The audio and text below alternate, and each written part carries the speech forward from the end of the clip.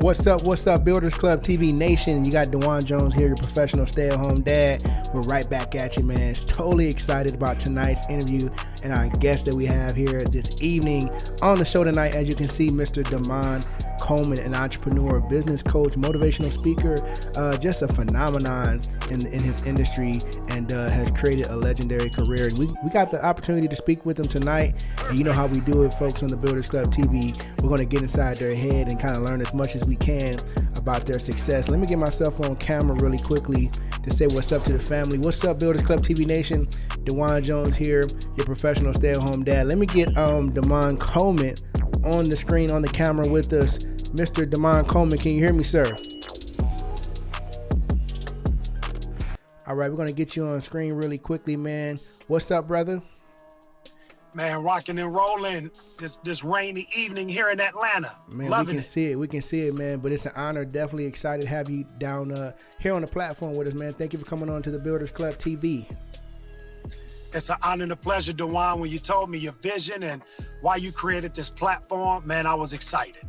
Man, that's good to hear, man. We're definitely going to have a lot of fun on the platform, and the future is definitely bright, man. But hey, we want to talk to you, man, and give the family the opportunity to learn a little bit more about the man behind the success, and learn a little bit about your past and your entrepreneur journey and how you got started, man, and how you developed the mindset that you have today for success. So if you will, man, take us way back, Demond, at the beginning of your career and when you made the decision to become an entrepreneur. Yeah, well, man, way back. I mean, when I think about it, it doesn't really even seem like a decision as much as it was a reaction to my mom and my dad, not being able to provide, for me and my siblings, man, the way that we really wanted to be provided for, based on the things we got exposed to. Believe it or not, wasn't a lot, but we didn't, we didn't have access to even that. And so I really became an entrepreneur out of necessity. Wow. So tell me about what you were doing before entrepreneurship, because some of the great folks that we've had on the show, some of them have told us that, hey, I was an entrepreneur my entire life. And some of us, I was molded into an entrepreneur. They be lying, man. They be lying, man. They ain't been no entrepreneur their whole life. No. With the entrepreneur mindset. Entrepreneur at heart, yeah, just maybe. The vibe. Yeah, but it doesn't become real until cash exchanges hands for a product or a service, that you did based on the offering of your own. That's what makes you an entrepreneur. And man, I started when I was 8 years old. My stepfather was, he was a very shrewd man, to say the least. I dealt with a lot of abuse with him, but I gotta say, I love him and respect him for this day. Not for what he did to me, but what he did for me. And what that was, Dewan, he taught me how to work. Man, I got calluses on this hand still to this day from the type of grown man labor that he had me doing at 7, 8, 9, 10, 11 years old. And the funny thing about it was he wasn't paying me. Right. But what was happening while I would be doing these, laborious jobs, with them, I would learn, man, not just how to do something, but how to do it, do it the right way the first time, as Jim says, doing things a certain way. Right. And so my stepfather was the person that taught me that through punishment, and really excessive. But to this day, I thank God, because it developed not only work ethic, but a spirit of excellence, because you knew if you had a task to do and it wasn't right, you had to do double the work and it was going to be some additional consequences, man. So, between, being under the gun with him, because, he one thing I say about him, he moved my mom and my siblings and I, out of the projects, man, and moved us into a single family neighborhood where it was lower income. Back then, the house might have cost, about $50,000, single car garage, 3-bedroom, maybe 1,100 square foot total, something like that.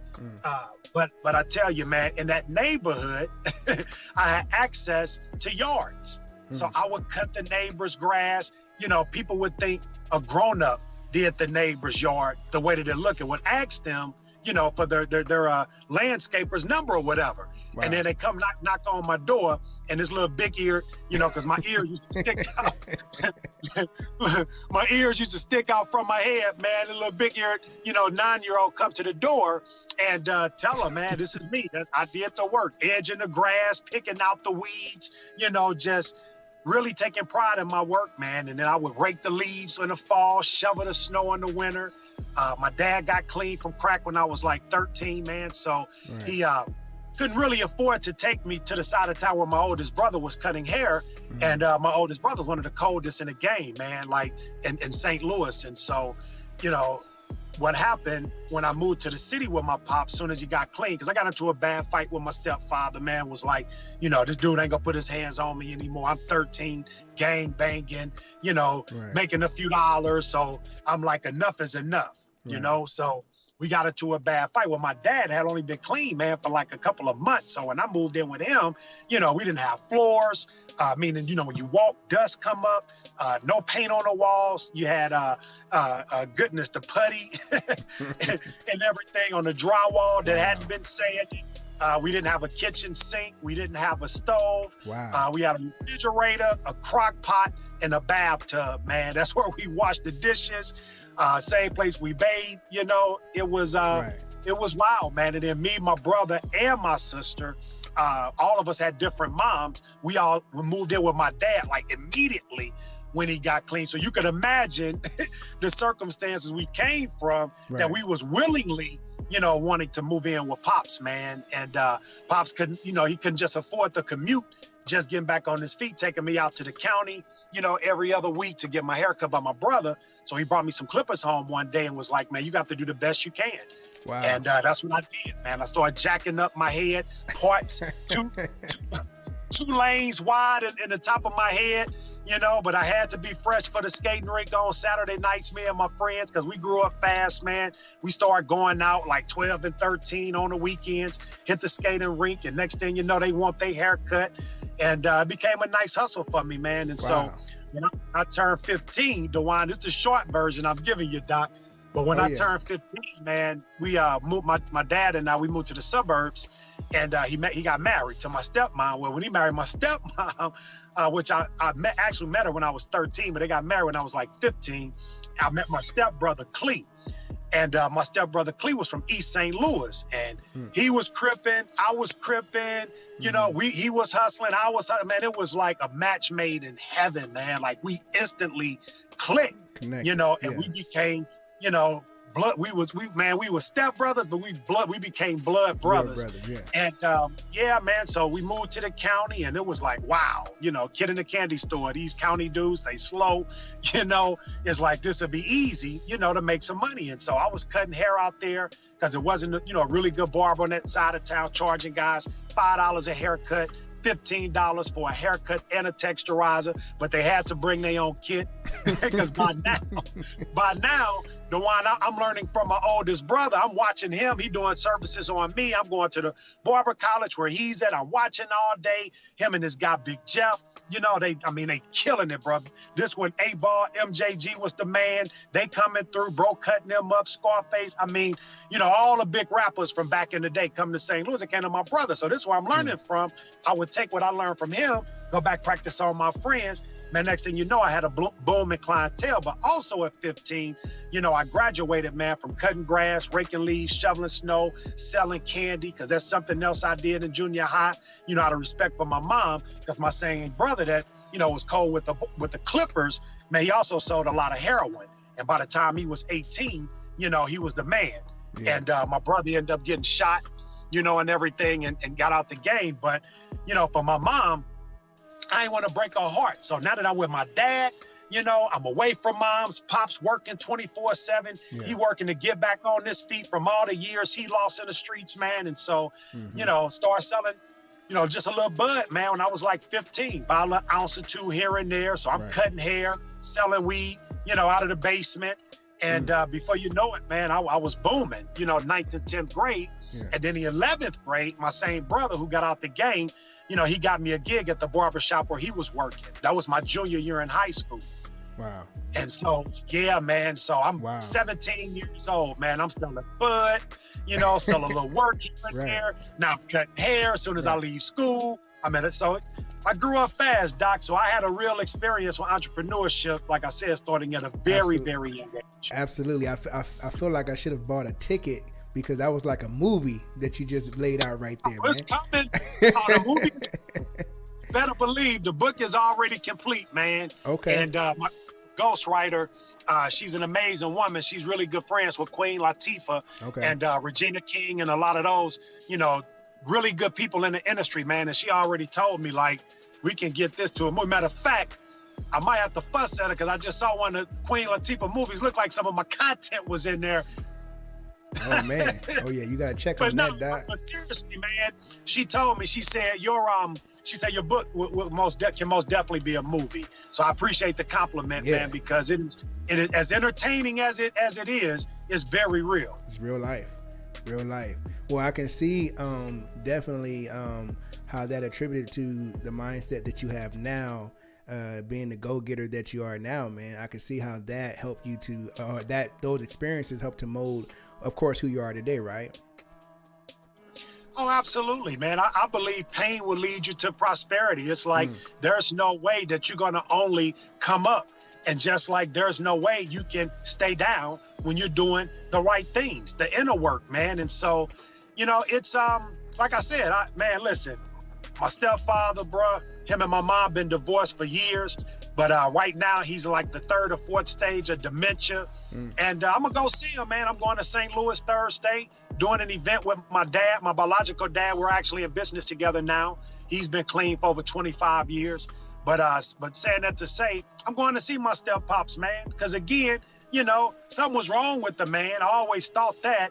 But I do believe he had a genuine interest in me. I just don't think he really knew how, you know, to show it, man. Some people, and I'm not making excuses for him, but, you know, just now that I'm 42 going on 43, I just look at things differently, man. And there's no way that this man could have meant me complete evil for him to have made such a positive impact on my life. So no, the pain is what drove me, you know, to work in the way that I work, man, and get results. This man, he wouldn't take, you know, half nothing, bro. You know, I almost said something, but I'm gonna respect the platform. But he, you know, he didn't. You couldn't do anything, you know, with him, and that transcended into other areas of my life.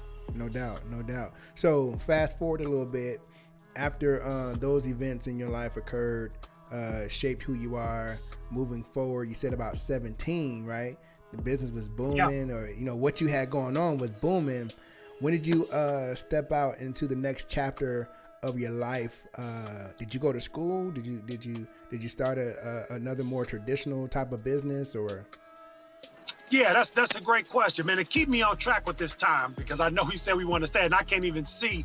Oh, we're good. We rocking, man. We rocking and rolling. All right, good stuff. I want to keep looking at my watch.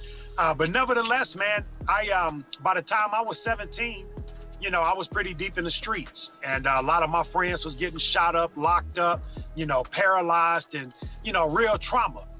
And by the time I was 20, you know, I decided, man, I wanted to live, bro. I thought I was either going to die or I was going to do a long time in prison because of the decisions, you know, that we were making. It was beyond just hustling and selling dope. You know, we was having real static with guys, man, and there was gunplay involved. And by the grace of God, whenever one of my friends would get shot or shot at, I'd be at the barbershop, you know. And this was as soon as I graduated from high school, I was at the barbershop and selling, you know, basically hustling full time. By this time, I'm selling a little crack, you know, a little cocaine here and there along with the weed.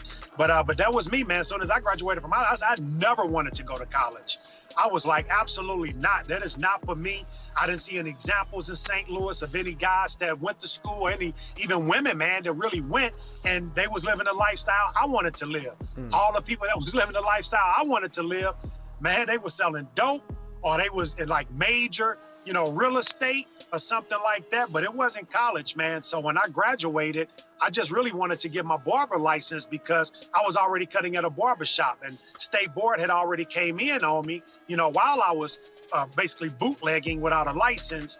And so, you know, what that led me to, so it's a couple of things that happened around this time. So first of all, I got out of the streets. Second of all, state board came in on me, right? As soon as I make the decision to stop selling dope, now here comes state board, and I got to lead a barbershop. Well, man, my clients were amazing. So I started doing house calls. So now I'm selling weed, doing house calls. And it was during transition, that I'm doing this, that I decided to give my life to Christ. And I got out of the streets, man, stopped selling drugs, married my baby's mom. At that time, we had 2 kids and 1 on the way, and I was just like, man, I want to live, number 1. And number 2, I want to give my kids an opportunity to have a functional, upbringing, something very opposite, of what I experienced, man. And so we got married 5 days after my 21st birthday. Man, when I started doing those house calls, I met a multimillionaire. And at the age of 20, man, he started teaching me how to do mortgage loans. And by the age of 22, 23, this man had taught me how to flip houses. He had me getting cashier's checks for over $50,000, on the property. He taught me how to have boarding houses where I was renting out rooms on a weekly basis, way before Airbnb. Wow. Wow. And this was all before the age of 25, man. And so, I'm learning the game from Mr. Wings in terms of real estate. He did hard time in Texas. He was a heroin addict. He changed his life, got out, became a multimillionaire. So this dude was like, man, he was like an idol to me, man. Yeah. And so, that's where I was at during that time. And my ex-wife, we're not married anymore, but during that time, man, I'm 21, married, and she didn't work for 5 years. She went to school, got her master's in education, became a principal. But by the time I was 25, we got a divorce. No, I'm sorry, we got a divorce by the time I was 27. But by the time I was 25, I got back in the game. And started selling dope again, man. Just went through a bad relationship with her and being immature and, just feeling kind of like this doing the right thing ain't really working for me. So, I'm gonna do what I, and then my friends by now, these guys, we 24, 25, man, a couple of these dudes sitting on several $100,000, in various places. And a couple of them became millionaires through selling dope. And I'm watching them. It seemed like they just living it up. And, I'm feeling like I missed out. And, my ex ain't acting right. And, I'm trying to do the right thing by God and my family. And I'm just like, man, look, stop going to church, mess around, ask God to harden my heart, man, so I can leave my wife because I couldn't do it on my own merit. And, dude, that's what happened. Wow. And I ended up getting back in the streets. I got to connect. And he opened up, man, the best way I could describe it in the streets, he opened up the windows of heaven. Like for somebody that sold drugs, that was looking for a connect or what we call a plug, this guy was the man. He was only 2 years older than me. He was a multi-millionaire. He and I energies hit it off extremely fast. He was impressed with me because I had barbershops, beauty salons, I had real estate. I'm doing mortgage loans, and I'd already started hustling even before I connected with him, but it only been like a few months. And so he like, wow, man, this guy, he married, he's got kids, and everything. So I fit the perfect profile, for somebody he want to do business with. And that's exactly what happened, man. We had a hardcore 3-year run. And by the end of that 3-year run, I'm like, man, this is garbage. I'm done with this. Started off really fast, made a ton of money on the front end. Before you knew it, it was a high-paying job. I'm more in micromanagement mode, collecting money from people. And, it was like, man, this ain't what I got back in the game for. Right. So for me, I made a decision, man, to get out of the streets. Well, 6 months later, I get indicted and I get put on the front page of the newspaper saying I'm facing 5 to 40 years in prison for cocaine and marijuana conspiracy. And what I didn't know, Dewan, is that I was under investigation for 3 years. It was what you call pressed indictment. So the short of the end of it is, just for the sake of time, man, I got sentenced to 3 years in Leavenworth. And the only reason I got 3 years because everybody that told on me, they told the truth. It was a 16-man indictment and over 5 tons of marijuana, several keys of cocaine, tax evasion, money laundering. This is all public information. Yeah. And out of the 5 tons, by me pleading guilty, I was charged with 680 pounds originally, but because of my plea, they brought it down to 480 pounds. And that changed the sentencing guidelines with the feds from 5 to 7 years to now 3 to 4 years. So the judge gave me the low end, 3 years, went to Leavenworth, served 2 on the 3, got married to my wife. While I was in prison, I remarried and met my wife I'm with now. We met in 03. I got indicted in 04. And man, she rocked with me. And so served time in Leavenworth and relocated to Atlanta because my wife, who I met in St. Louis while she was in St. Louis Medical School, she got accepted into a Morehouse School of Medicine residency program for pediatrics. So when I got out, came to Atlanta, she had a little 1-bedroom apartment, man. She's making about 40 grand a year doing a residency. And I was so hungry and so proud, man, that this woman believed in me. I said, I'm about to chew a hole in the wall, DeJuan. Oh yeah. So here I am thinking I'm about to start flipping houses. I'm about to get back in the mortgage industry. Well, man, as you know, in 2007, the real estate market crashed. Right. So I'm like, wow, 3 weeks. I'm getting out of the halfway house 3 weeks. After getting out of the halfway house, I'm about to close on my first investment property, which we were going to live in, pull out 30 grand and keep the ball rolling. 3 weeks before closing, the collapse. Lost my earnest money, my inspection money, appraisal money, everything, man. And I cut a whole lot of heads in that halfway house. Work construction, was doing everything when I first came home, man, just to hurry up and get back on my feet because I knew I was going to need a little seed money for the stuff I just mentioned. Because like I told you, I was doing mortgage loans before I got indicted. So lose out on the money. I'm sick. Thinking I'm about to start doing mortgage loans. Well, after the recession in 2008, the banking laws changed and you can no longer do banking if you're a convicted felon. Dang. So here I am thinking I'm gonna be like Mr. Wings, come home, get back in the mortgage industry, get back into real estate, become a multi-millionaire in 18 months because I got the blueprint. Right. Right? Wasn't the case, Doc. Wasn't the case. I found myself back behind the chair, cutting and styling hair, man. Then I started selling hair care products to supplement my income. Something I said I was done with in terms of being behind the chair. But I learned from my mom, man, you do what you have to do until you do what you want to do. And that's exactly what I did, DeJuan. And so in the process of doing that, I got introduced to some technology that can help ethnic hair become bone straight with no relaxer. So I'm like, wow, this is amazing. This happened while I'm gone. So I come back like, whoa. So make a long story short, man, introduce myself to the owner of the company at the Bronner Brothers Hair Show. I'm fast forwarding big time. I met the Bronner Brothers, selling flat irons, selling blow dryers. Lady out of Houston, Texas comes up to me, introduced me to Body Magic. I tell her I'm not interested. She got the wrong guy. She comes back in my face 3 hours later, says, look, I've been watching you. You need to get over here and see what I'm doing. That might change your life. So I'm like, either this lady is crazy, man, or she really got something I need to see. So I go over there and kind of find out a little bit of both. But anyway, I go over there. I go over there, and what I saw, man, it blew my mind. That was that Body Magic. I'm like, I could take this back to St. Louis, make a killing, because I was already going back and forth from St. Louis, selling the flat irons and the blow dryers, having classes and everything. This is back in, what year was this? It was back. No, this was between 2007, 2008. Gotcha. Because like I said, I'm selling these flat irons and blow dryers, but immediately when I saw it in Atlanta, I took it back to St. Louis because I knew all the barbers and the stylists. I knew all the barbershops, all the beauty salons, and I knew I could move that product. So I go back, I'm killing it. Come back to the Bronner Brothers a year later because of the sales I did, which I did close to $100,000 in income my first year out of the feds between cutting hair, selling flat irons and blow dryers.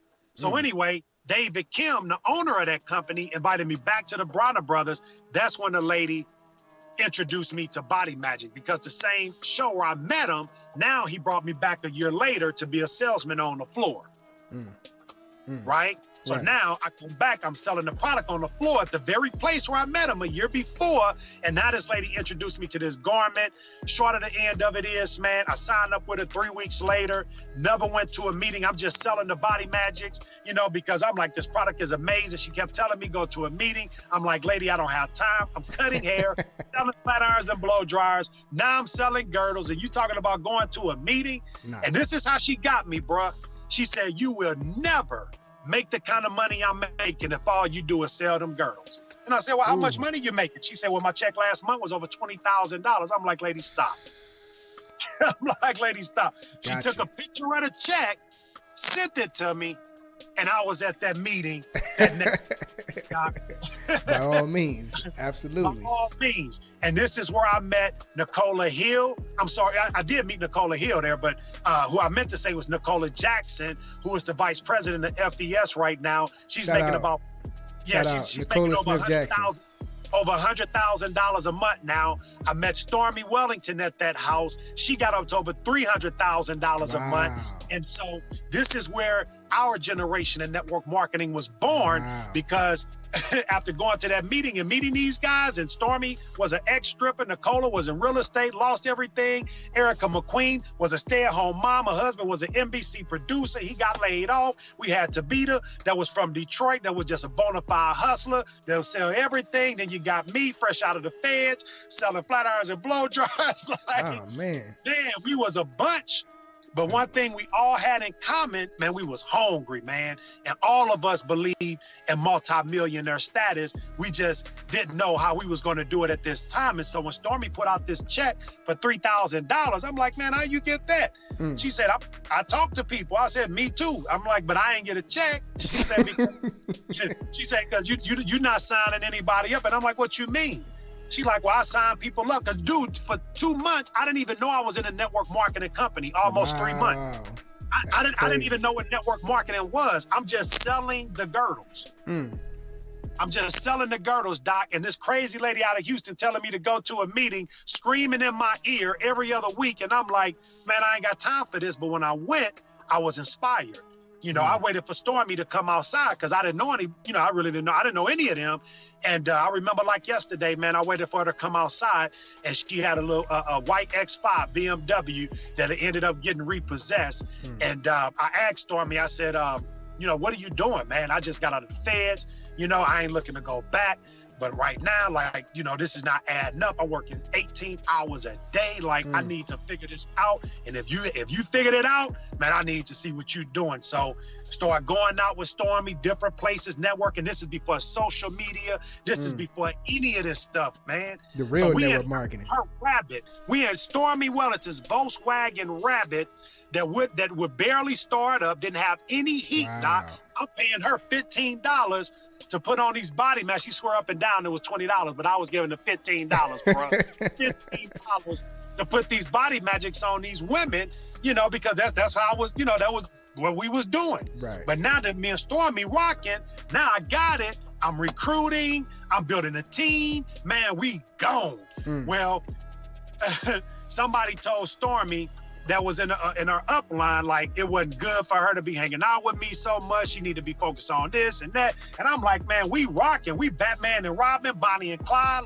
But nevertheless, she ended up, just following the advice, of her coach, and that was normal, no problem. But now, man, I'm like, I see what I need to do.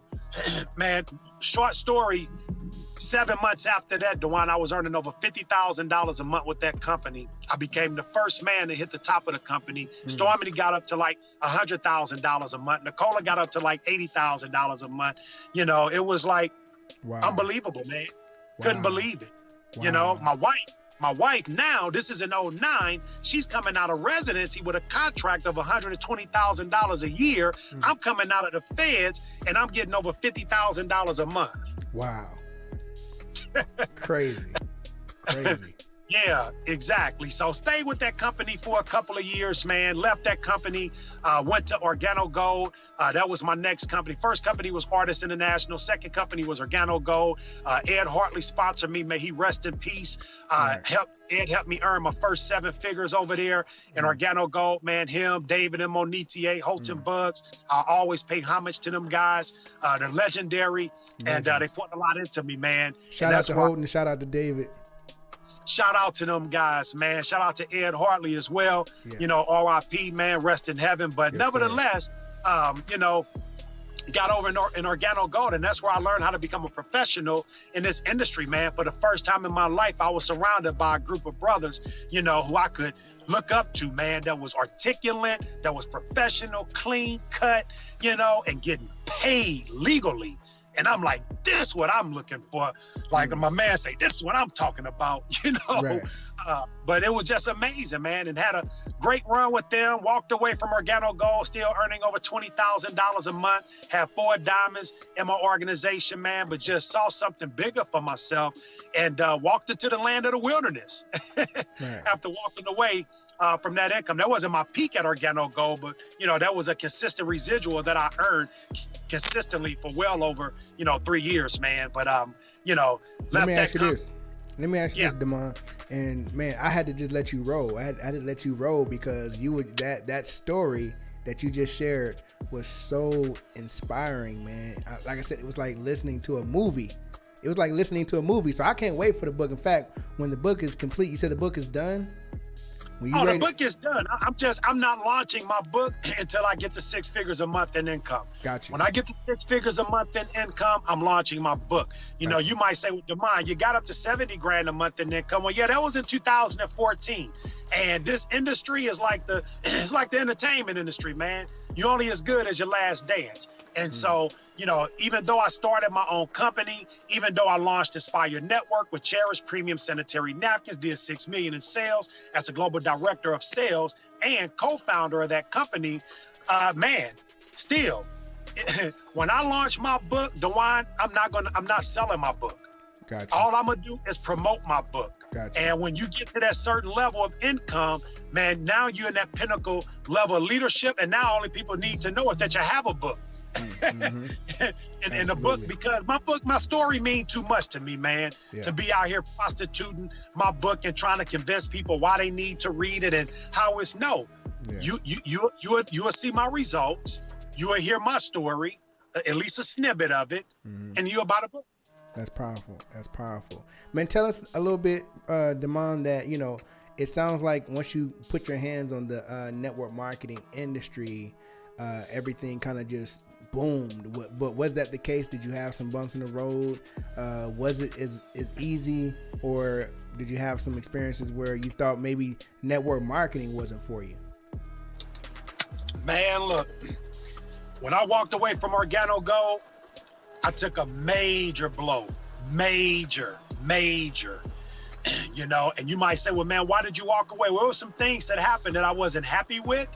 And I believed in myself. I wasn't in Organo Gold for $20,000 a month, man. I saw people like Jose and John get up to over $500,000 a month. I saw Holton get up to over $1 million a month. And I'm like, man, the difference between us is time. It's time. And that's the difference between us is time. And I'm not taking anything away from these guys' skill set and everything, but even that was developed with time. So I'm like, wait a minute. I'm not settling on $20,000 a month in income when I see over $1 million a month is available. So when things didn't go the way that I was told they were going to go, I walked away. And like I said, that's when I went into my wilderness period. And I went from being the golden child to, man, what are you doing now? And I'm like, I never wanted to be that guy. Right. Never, ever wanted to be the jumper or the hopper. But then I tell you, man, I had a 5.5 straight run in the industry, made a couple of M's, you know, I made $2.3 million in 5 years. Yeah. And so, you know, when you look at that type of income that you were able to generate, that leaves a stain on your brain. Right. Oh, absolutely. You know, that leaves a stain on your brain, man. And that's what it did to me. And so even though, you know, I went to a couple of different companies and things didn't work out, I was determined. But at the same time, my reputation taking the hit, my influence taking the hit. And every time you move to another company in network marketing, you lose influence. People like to see you stable. People like to see you winning consistently in the same environment. And I was that guy, you know, that didn't know any better about the industry, because I came in, you know, everything, it seemed like a touch turn to go. I'm like, I'm starting to buy the press of these other people. Oh yeah, that guy's a jumper. He needs to settle down, man. I don't, you know, and now here I am trying to figure it out. And I'm like, wow, Demond, you shouldn't be so quick to put your mouth on people if you don't really understand this industry in terms of what you're dealing with. Man, you don't know how a compensation plan is going to perform until you start working the compensation plan. Right. And fortunately for me and my first two companies, I had all the right ingredients to hit the top quickly. All the right ingredients. Well, you think that you know how to evaluate a comp plan after you made a couple $1 million. You think you know how to evaluate the leadership after you earned a couple $1 million. You think you learn how to evaluate, you know, an opportunity, and what you find out is, man, you don't really know nothing. Like, you really don't know the way this industry is set up. You don't, man. You don't know until you get there. And it's just like a job in corporate America. Why would you stay at a job that's not working for you, that's not going to help you accomplish your dreams and goals? Because you don't want somebody to say you a quitter, when you got to look at your family and you got to tell them that you're going to stay here because you need to be stable. Because you don't want people to think that you're unstable. Oh, no, man. No. If you get fired from a job, do you say, oh, I'm never taking a job? No way I'm going to put myself in a position to get fired again. You got to be crazy. Exactly, yeah. So why we treat the industry like that? Why do we try to, you know, crucify people? And I know that's a strong word, but man, that's what we do in this industry. We really chastise people, man, for moving and going to another company. It's like the walk of shame. And I thank God I had an opportunity to experience the walk of shame, man. I went through it, you know, just really trying to figure out what my next move was going to be. And so I went through 4 companies before starting my own direct sales and network marketing company. Why do you think that is? Why do you think people crucify folks who are, you know, trying to find their way? You said, why do I think that is? Yeah. Why do you think people are crucified when they partner with a different company? Because people develop a self-righteous, you know, a disposition. You know, people get self-righteous, man. They make some money and, you know, they accomplish some things, and all of a sudden they walk on water. You know, they forgot about them times when, you know, that company they was with didn't work out. Everybody that you know, for the most part in the company was in another company. But when it's your turn, you know, it's just, I don't know, man. It's like, why do people get on the elevator and get quiet? Right.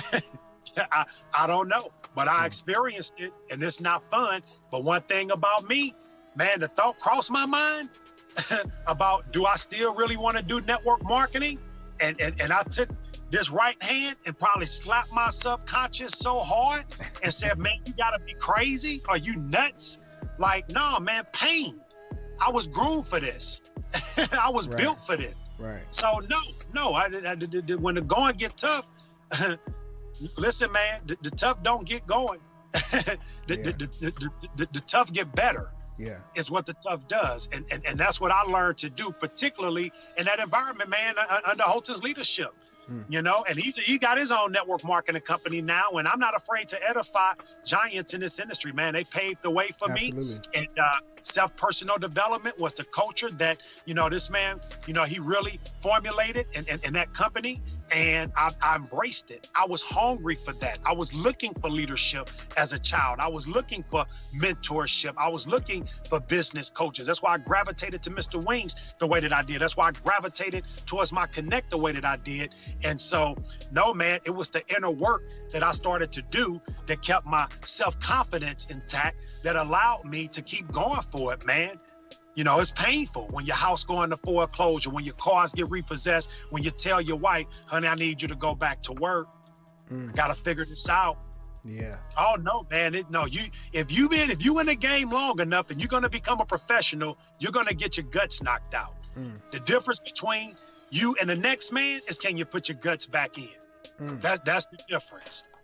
And if you can't put them back in, then bruh, you're done. Sis, you're done.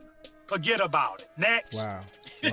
Wow. Demond, we're gonna definitely have to have you back. We probably gotta do a part 2 because your story, I had no idea your story was so powerful, man. And some of the things that, you know, that you've been saying tonight, sharing your story, have just been amazing, man, and awesome to hear. Like I said, it's like listening to a movie.